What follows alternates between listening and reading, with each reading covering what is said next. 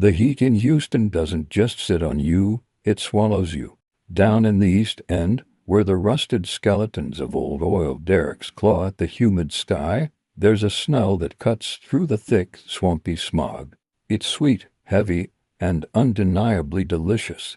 It's the scent of the red smoke pit. Silas Miller is a local legend. He doesn't have a website, a neon sign, or a social media presence. He just has a line of pickup trucks and luxury sedans that starts forming at 3 o'clock a.m. They say his brisket has a soulful depth, and his burgers are the richest in the soft meat, so tender it feels like it's melting before it even hits your tongue. But in a city of 7 million, nobody ever noticed that Silas's menu changed based on who was missing from the local Greyhound station. The secret wasn't in the hickory wood or the secret dry rub. It was in the livestock. Deputy Miller, no relation, was a regular. He'd spend his lunch breaks leaning against his cruiser, juice from a bayou burger dripping down his chin. He always joked that the meat was too good to be legal. He didn't know how right he was until the night his cruiser hissed to a halt just a block away from the pit. It was 2 o'clock a.m., the hour when the Houston air feels like a wet wool blanket.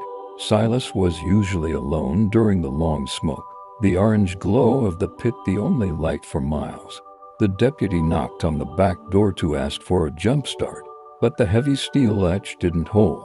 The door creaked open into a kitchen that smelled less like BBQ and more like a copper mine. The walk-in freezer was humming a low, dissonant tune.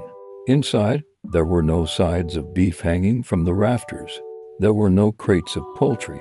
Instead, the meat was wrapped in heavy industrial plastic, hanging from hooks, and labeled with a black Sharpie in neat cursive handwriting. The drifter, 180 pounds. The night shift nurse, 130 pounds. The tourist, 165 pounds. The deputy's blood turned to ice as he realized the ribs he'd eaten last week matched the description of a college girl who had vanished from the heights. He turned to run, his hand fumbling for his holster, but the shadow in the doorway was already too wide to pass. Silas stood there, his apron slick with a dark, oily sheen that hadn't come from a cow. He wasn't holding a knife. He was holding a gallon of his signature vinegar mop. The secret to a tender brisket, deputy, Silas whispered, his voice like sandpaper on bone, is the adrenaline. The more they realize what's happening, the more the flavor locks in.